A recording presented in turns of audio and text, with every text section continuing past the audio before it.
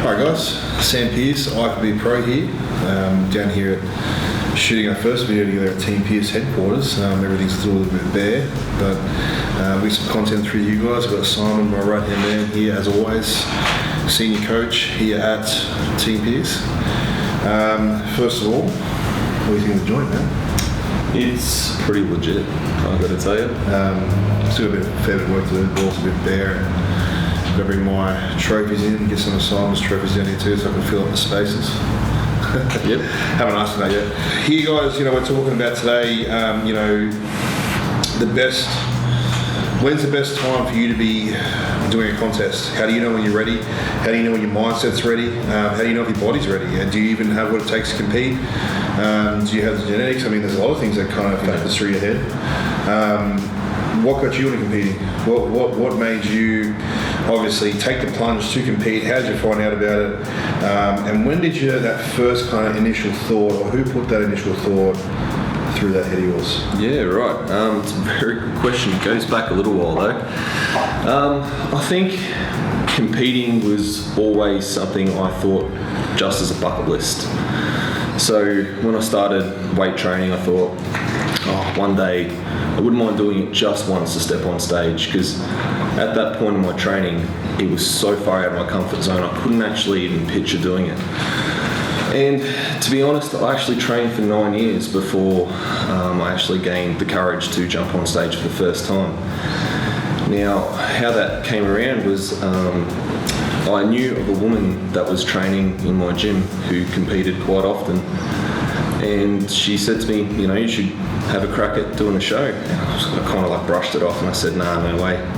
Nowhere near good enough to stand up to those people. She's kept at me, trying to convince me to do it. And eventually I just gave up and I was like, all right, fuck it, I'm going to do it. I'll have a shot. So I started prep for the very first time, and it took the woman I'm referring to a lot of work to convince me that I was actually good enough. And it wasn't until probably 6-7 weeks into the process where I had a look at my physique and I thought, okay, it's actually coming in not too bad. So the step-by-step thing that you were obviously coming through then, you obviously had that part of self-doubt? Yeah, definitely. Massive self-doubt, yeah. And we go through these in stages, and even myself, I still got a lot of self-doubt coming to the show, am I going to be good enough? Because you always want to bring your best. So that was kind of your first bit of self-confidence though. Yes. Because we don't speak a lot about self-confidence. No. And I had probably none at all before I ever did my first show. Yeah. So it was that whole process, then suddenly getting up on stage in front of 200-300 people in the Sleeman Centre at the time, and ended up coming fourth in my first show. And I was like, I can actually do this. Did that fix your troubles though? As far as when you said you don't have self-confidence, a lot of people compete these days for self-confidence. It is very, it's seen as cool now. Yeah. It has a high influence on social media and things like that. And people do love the thought of competing, but it is a bit of a fad now, a bit of a fashion. When I first started, my first show was 10 years ago, and I was laughed at for doing it. And not many people knew what it was. Yeah. And I wouldn't be able to be posting kind of that kind of stuff on social media because it was kind of frowned upon. And I guess I did care a lot about what people thought of me back then, but through my insecurities. But I guess, for me on my front, I was doing these things to face my insecurities. Yes. Did that actually work for you though? It did for the most part, but I look at this very differently to most people. I've always been able to approach competing with a healthy mindset to know that it is not sustainable to maintain that physique long term, as in how lean we get for stage. And I've always been fairly happy with how I look, just not at a stage level, I suppose. So my insecurities after that show then transferred from everyday life to stage. Am I going to be good enough for the next show? Am I going to be good enough for the next one? But you weren't seeking validation to compete.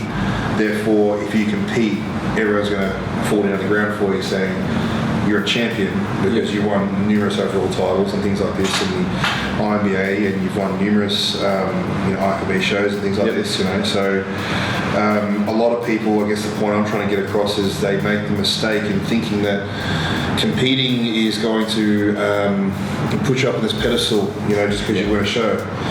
When in hindsight, I don't really give a fuck whether you compete or not. It does temporarily, and that's where the problem comes in, because during your prep, the people that are normally surrounding you at the time put a lot of attention towards you, a lot of encouragement. They all want a piece of it, and then you do the show and it's over.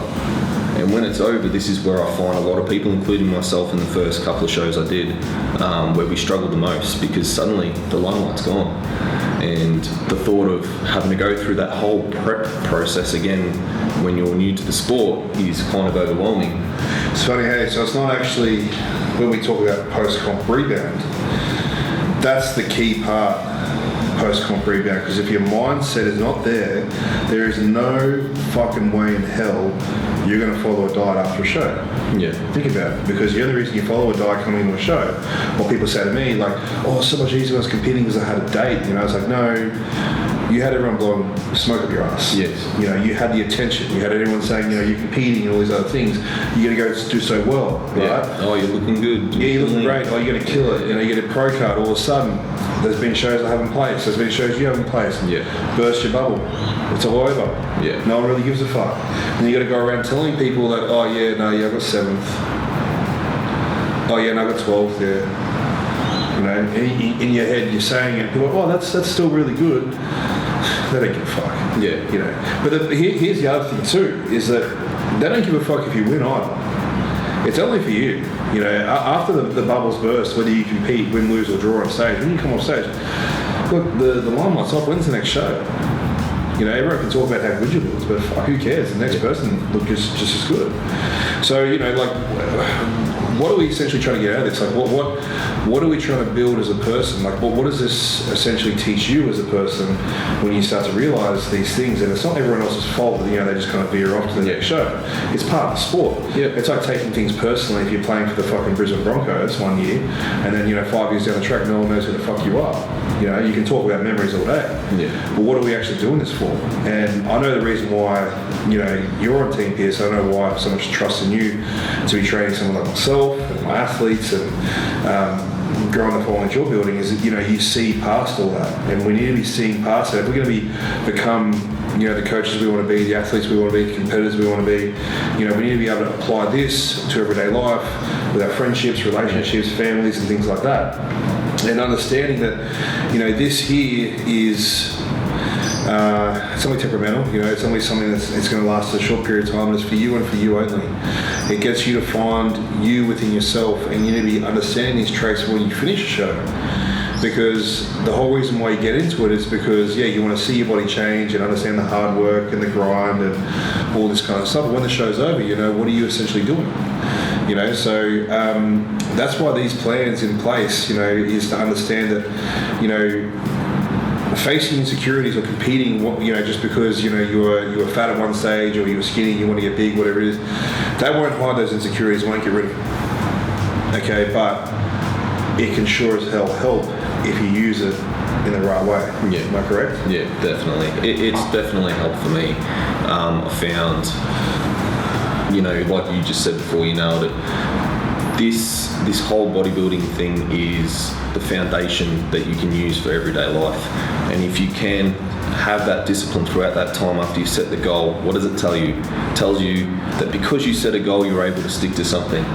So the biggest lesson I've learned is to continue to set goals. Yeah. Straight out of a show, it doesn't have to be another show. If you did it and didn't enjoy it or wasn't all it cracked up to be, but you still need to set another goal straight up. I think goal setting's great. Look, I had a client of mine just last week actually, and she said, competing this, competing that. And I said to her, I said, look, yeah, we can talk about competing one day, that's great, but it's not the be all and end all. Let's do a photo shoot first. What's the fucking difference? You compete to do a photo shoot anyway. Let's trial this and see if you're good enough that way. And when I say good enough, I mean good enough to yourself, truthful to yourself, not good enough to stand on stage. when I say good enough to step on stage, that's my assessment or his assessment on to how much hard work you put in, whether you're willing to represent your own name and our name. But that's on another topic. The whole purpose of doing this photo shoot is to show to herself she can stick to the discipline. She can follow somewhat of a diet and become accountable. Honestly, to compete, that's all you need. Accountability. Okay, so essentially moving forward, where she's going to look at this photo shoot, she's going to say, wow, great, it looks so good, but I feel like it looks so much better.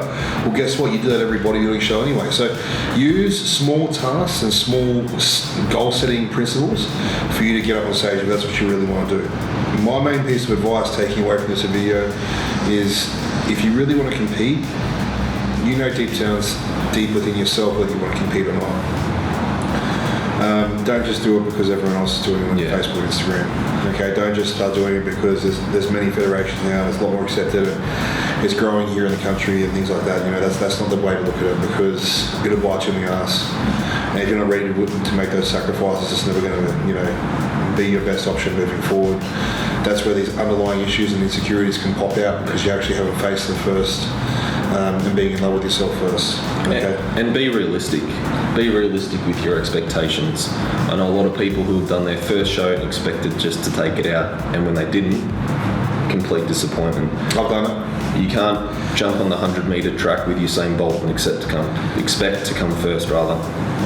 Exactly, yeah. So I mean, just because you run a good time trial, that doesn't mean you're going to beat Usain Bolt. You know what I mean? So, yeah, look, if we all have the potential, but this is a long-term game, okay? A long-term and a very expensive game. Yeah. Okay, so look, if that's the pathway you want to go down, 100% support you, you know what I mean? But make sure you have your own issues kind of faced up first, you know what you're in for, okay?